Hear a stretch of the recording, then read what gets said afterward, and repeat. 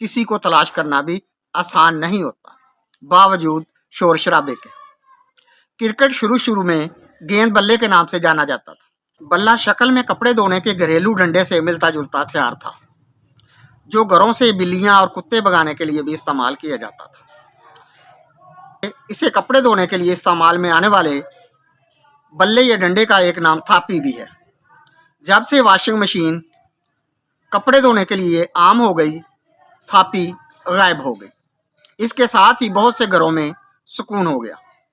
کتے اور بلیاں تو تھاپی سے بچنے میں کامیاب ٹھہرے ہی تھے، کچھ دوسرے زیرو بھی امن و ایمان کی نعمت عظمیٰ سے سرفراز ہوئے، کیونکہ یہ تھاپی فریضہ لڑائی اور مار کٹائی کا بھی اہم رکن شمار ہوتی تھی۔